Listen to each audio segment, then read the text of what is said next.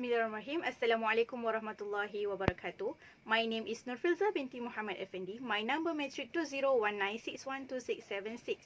Today, my group would like to present about the analysis of unit trust investment at Public Mutual Berhad. Before we go through the content of our assignment, I would like to give the introduction of our topic. Alright, what is a unit trust?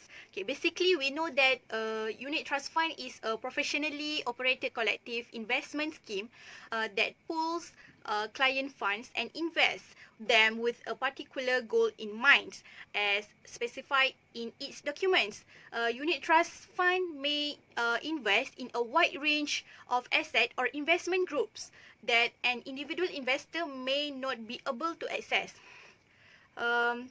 Government bonds and corporate bonds are examples of these types. Such investment necessitate a significant sum of money, which is often beyond the capacity and affordability of individual investor.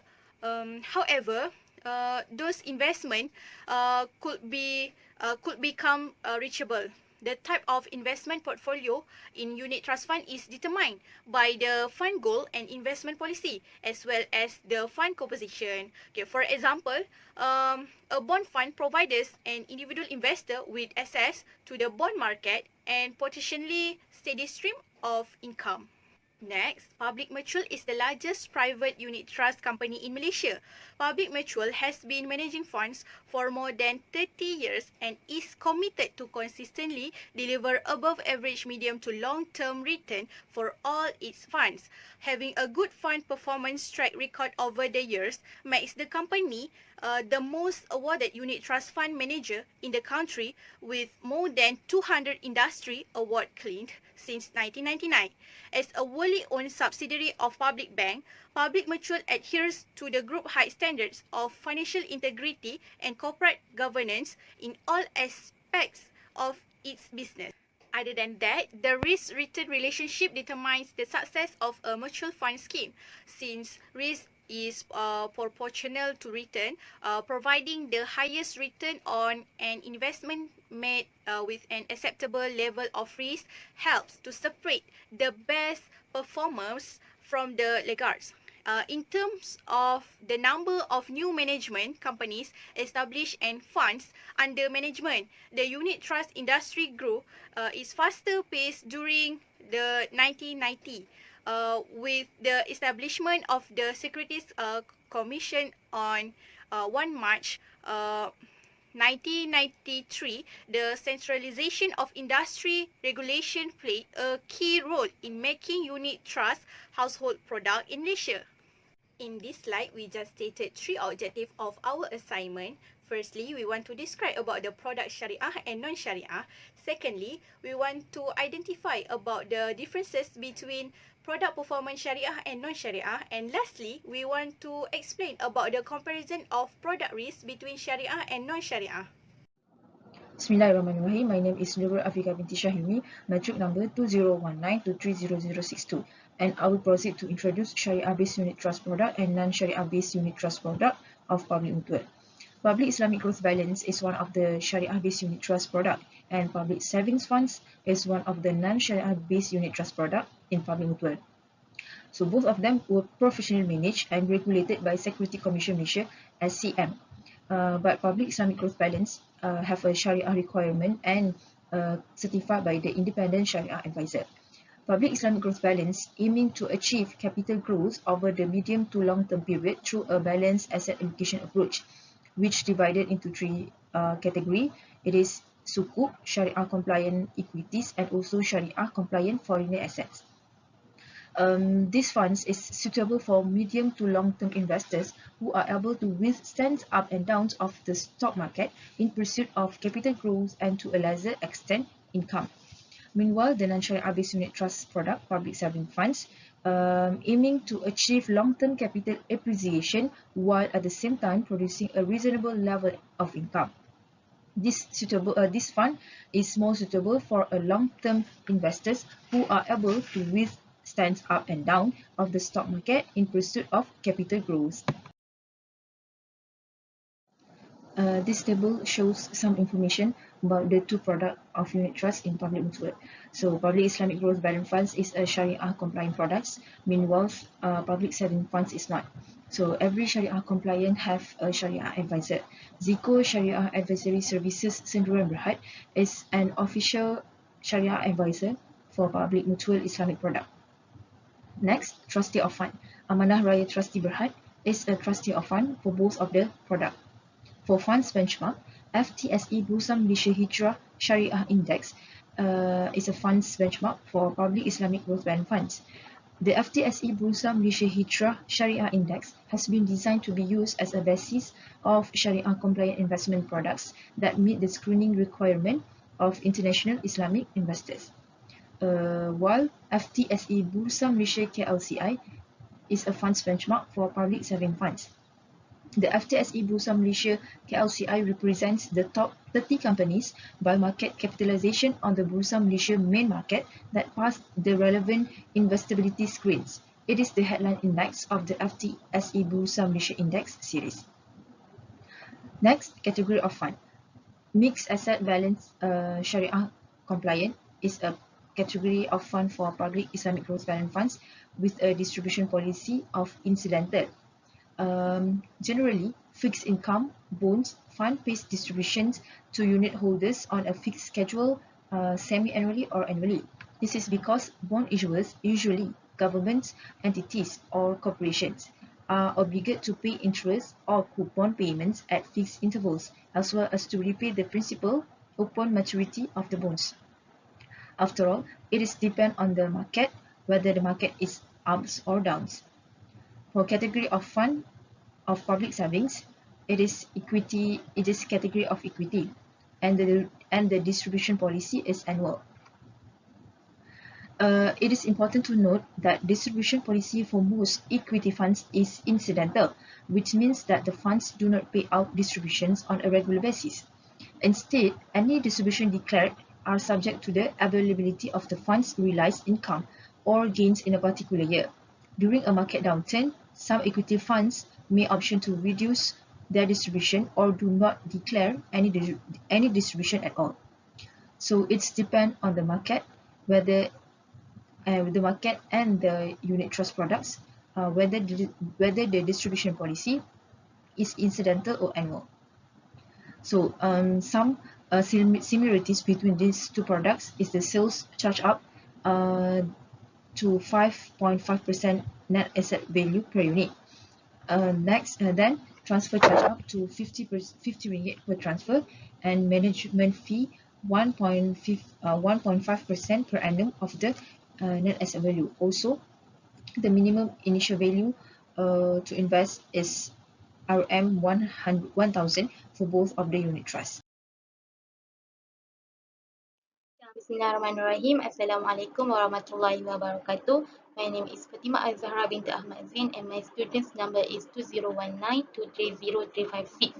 Okay, and now I will talk about asset allocation, fund performance and distribution of public Islamic growth balance fund. Okay, firstly we go to the asset allocation. Okay, public Islamic growth balance fund has three types of asset allocation, which is the first one is Sharia compliant equities with 40% to 60% of net asset value, and the second one is Sukuk with 40% to 60% of net asset value. And the last one is Sharia compliant foreign asset with up to 25% of the fund's net asset value. Okay, next we go to the fund performance. As you can see here, there is a graph under the table of asset allocation, and the graph shows about the fund performance of Public Islamic Growth Balance Fund from 27 October 2015 to 30 October 2020. As you can see from the graph, okay, the graph shows the encouraging movement from the beginning of the product launch until 21st February 2020. And after that, there is a decrease in movement to 10,448.40 on 23rd March 2020, and eventually it led to the aggressive escalation on the next day. Okay, from the graph, based on the graph, it shows that the highest numbers of percentage was recorded on 7 August 2020 with positive 52.58% growth, and the lowest number was recorded on 27 November 2015 at negative 0.40% growth. Okay, for this slide, I will talk about the average annual returns, annual total returns for the financial years and distribution. Okay, let's look at the first table. Okay, this table shows about the average annual returns for the following periods ended by 31st October 2020 by using cumulative period. Okay, and as you can see from the table, Public Islamic Gross Balance Fund recorded as 22.54% with the benchmark index 8.39% for their first year. After 3 years, the number was dropped to 8.37% with the benchmark index 2.06%. And after 5 years, the number was increased to 9.82% with the benchmark index 2.05%. Okay, and next, we talk about the annual total returns for the financial years ended by 31st October from years from year 2016 until year 2020. Okay, based on the graph, as you can see, 2016 I'm sorry, 2018 was recorded as the lowest number of percentage of annual total return for the financial years with negative 0.59% with their benchmark index negative 3.03%. Meanwhile, 2020 was recorded as the highest number of percentage of annual total return for the financial years with 22.54% with their benchmark index 8.39%. Okay, next we move to the last table, which this table shows about the distribution for Public Islamic Gross Balance Fund. Okay, there are two types of distribution, which the first one is gross distribution and the second one is net distribution. Okay, from the table, 2018 was recorded as the highest number of distribution with 1.25 cent per unit. Meanwhile, the lowest number of distribution for Public Islamic Gross Balance Fund was recorded on 2019 with 0.50 cent per unit. Okay, and for your information, distribution is in the form of cash. Okay, that's all from me. Thank you. Assalamualaikum warahmatullahi wabarakatuh. My name is Nur Irdina binti Zakaria. My metric number is 2019268874 and my topic is product performance of non-Sharia unit trust investment, which is public saving berhad. So the subtopic that I will be talking is about the fund performance, which is divided to two parts, which is cumulative fund performance and calendar year fund performance, and asset allocation, sector allocation, and distribution history. Okay, firstly, I will be talking about the fund performance of public saving fund. So the fund performance can be categorized and analyzed in two types of ways, which are cumulative fund performance and calendar year fund performance. So for the cumulative fund performance is the total percentage movement in the price of the asset over the whole of any specified period. Whether it is 1 year, 3 years, 5 years, or 10 years, for example, or since an investment is commenced. So commencement date is the last day of the initial offer period. So this is the table of cumulative fund performance, which we can see here, public saving fund and the benchmark index over the specified period, 1 year, 3 year, 5 year, and 10 year, and the since commencement of investment. Next is calendar year fund performance. calendar year fund performance is the total return of the asset price over the whole year. As an example, I will show you the data of PSF performance for the year 2020 only. So the annual total return for the financial years ended 31st December. So here shows the year of 2011 until 2020, and I will give the example of the year 2020 only. So for the year 2020, the percentage of public saving fund is 6.97 and the benchmark index is 2.42%. So based on this calendar year fund, we can conclude that the performance of this investment. So based on the figure above, public saving fund registered a total return of 6.97% for the financial year ended 31st December 2020 compared to its benchmarks that return of 2.42% over the same period. Next, asset allocation. For asset allocation, there are two separations of asset allocation, which are, first one is equities, which is 70% to 98% of net asset value or NAV.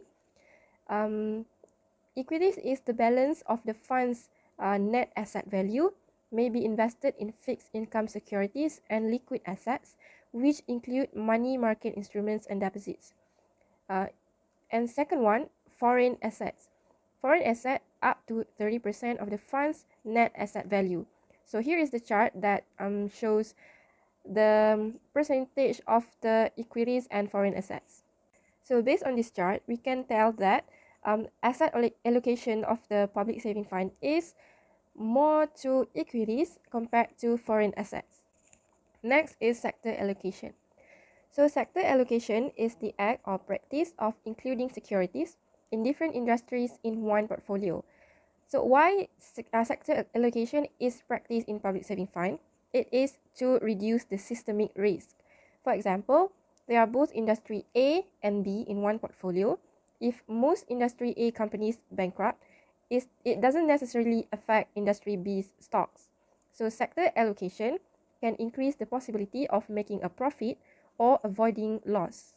And the last one is the distribution history of public saving fund. So the distribution is in the form of cash, and this is a table and a chart, a bar graph about the distribution history. So by the table, you can see that for 2018, 2019, and 2020, the gross distribution per unit cent and net distribution per unit cent. We can see that both gross and net distribution per unit is the same for 3 years straight. So we can see for the year 2018, the gross distribution is 1.25 cent and the net distribution is also 1.25 cent. And for the year 2019, the gross distribution is 0.75 cent and net distribution is also 0.75 cent. And for the year 2020, the gross distribution is 0.75 and the net distribution is also the same for 0.75 cent. So that's all for the product performance of non-Sharia unit trust investment, which is public saving fund. Thank you, and we move to the next topic. Assalamualaikum warahmatullahi wabarakatuh. My name is Nur Alifa Iliana binti Ahmad Tamimi. I would like to continue this presentation with the comparison of product risk, including the key features and risks of this unit trust fund. For this public mutual berhad, they have two products, which are the first one is public Islamic group balance and the second one is public saving fund. So let's take a look for the first slide. The first slide is about public Islamic group balance. The first is the market risk. Market risk means the probability that an investment will lose value as a result of a general downturn in capital market caused by economic, political or other causes, resulting a decrease in the fund's net asset value. When an Islamic bank engage in stock trading or equity portfolio management, which is often done as part of a mudharabah activity, those assets are subject to equity price risk. An Islamic bank may be more precisely exposed to stock price risk than a conventional bank, since the foundation of Islamic bank, as we know, is equity funding through profit and loss sharing mechanism.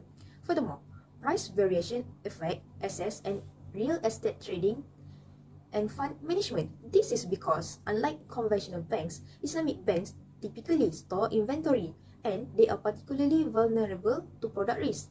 Islamic banks want to replace interest-based transaction with trade and genuine project investment. Besides, in a dynamic market, prices can change significantly between the time the bank purchases the requested asset and the time the bank sells it, or supplies from a distributor and the moment the bank sells it to a customer. Interest rate vulnerability also has an indirect impact on Islamic banks through the markup price of delayed selling and lease-based transaction. This is particularly true as Islamic banks use the London Interbank Offered Rate as their benchmark. An Islamic bank must share any raise in new profits with investment depositors, such as increase in the LIBOR rate, which automatically leads to a rise in the markup, but it cannot reprice receivable on the asset side at higher prices at the same time. Next, the second risk is about the specific security risk. Special risk refers to risks that are limited to particular firms or securities in which a unit trust fund might have invested rather than the market as a whole. Unit holders' rights are secured by the election of an impartial trustee to keep their funds on their behalf. The trustee may also guarantee that the portfolio manager always manage the fund in compliance with the date of the fund and the Securities Commission's guidelines. Many companies are raising their defense investment by spending using the IT budget, but many corporate leaders remain suspicious about the efficiency of their information technology systems or security controls. As a result, unreasonable market fluctuation in a certain security in which the fund has invested can have an adverse effect on the fund's net asset value and unit price. So, the security risk assessment is needed, which it is an operation that assesses the overall intensity of security system, which can also examine the organization threat climate, the importance of properties, the criticality of systems, the limitations of security controls, and also the effect of potential losses and suggestions for them for additional safeguard to reduce risk to an appropriate level. The third risk is about interest rate. Interest rate risk refers to the impact that fluctuating interest rates have on the value of sukuk and other Islamic liquid assets. When interest rates rise, sukuk prices decrease, diminishing the fund's sukuk investment market value. When interest rates fall, the opposite happens. The return on the fund's investment in Islamic liquid assets travel in lockstep with interest rates.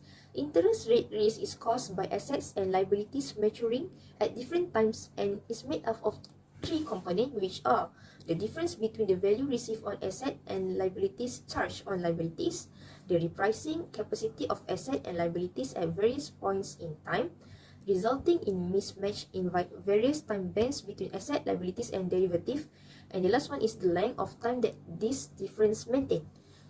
Interest rate risk has a big influence on how much money a bank makes and how much money it spends on interest. The fourth slide is about the credit risk.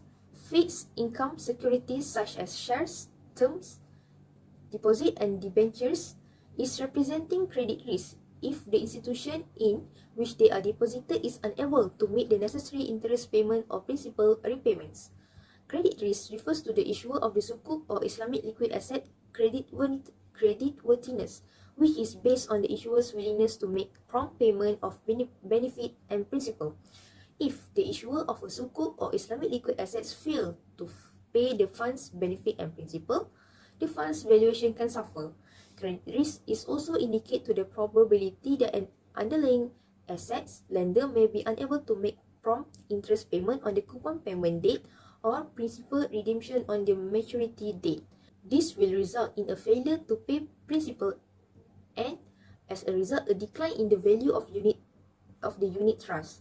However, credit risk has evolved in a variety of ways as financial technology has advanced, and one of it is credit risk decomposed and repackaged in ways to appeal to different types of investors because of the financial innovation. In this way, a single matter will appeal to a wide range of investor types. This exposure to credit risk has transformed it from a defensive threat to an aggressive opportunity. Assalamualaikum warahmatullahi wabarakatuh. My name is Nur Hazwani binti Abdul Razak and my matric number is 2019253346.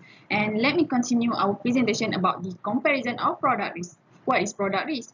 First thing first, you must know what is product risk. Product risk is any risk associated with investing in a particular product company or industry. What is the risk that public Islamic Grow Berhad face? It is a liquidity risk. According to finance management, liquidity is an asset attribute that quantify how simple and fast it is to turn an asset or security into cash or equivalent. It is the risk of converting assets, shares, or bond into cash without impacting their stock price because of adverse economic conditions. The rule is that the smaller the size of a security or its issuer, the greater its liquidity risk. It is a financial risk that may result in a serious cash crunch for investors in the case of assets with high liquidity risk, such as stocks and bonds. As a result, companies and borrowers will be unable to fulfill their short-term liquidity needs or loan commitments. Next is reason for liquidity risk. First, the difference between demand and supply. It is because the asset price falls because of a lack of demand. The consequence is market inefficiency and liquidity risk can arise. The second one is the type of asset. Marketable shares, shares inventory, and so on are more liquid and can be turned into cash more quickly so that they just face minor liquidity risk, while land and buildings are not liquid and can face major liquidity risk. The last one is the constraints on cash flow. Business go through periods where cash flow is restricted or reduced, so cash outflow is high. As a result, a liquidity crisis and liquidity risk will arise. The next risk is risk on non-compliance with Sharia requirements. The risk emerging from Islamic banks' failures to comply with the Sharia rules and principles agreed by the Sharia board or the related body in the jurisdiction in which Islamic finance operates. Failures to follow those principles would result in the transaction being cancelled and hence the profits cannot be recognized. Sharia compliance is a consistent mechanism that must be maintained at all times, and certain compliance provisions must permit the organizations, goods, and practice of Islamic finance. Islamic banks are vulnerable to Sharia non-compliance threat as well as reputational harms. These risks expose Islamic banks to finance provider withdrawals, revenue loss, or contract voiding, resulting in a tarnished image or a reduction in a market prospect.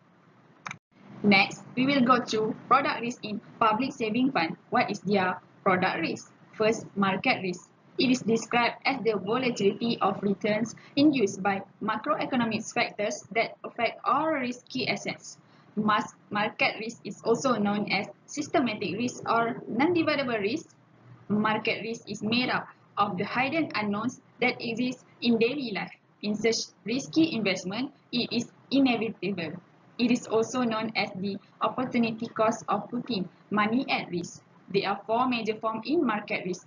First, interest rate risk. Second, commodity price risk. Third, foreign exchange risk.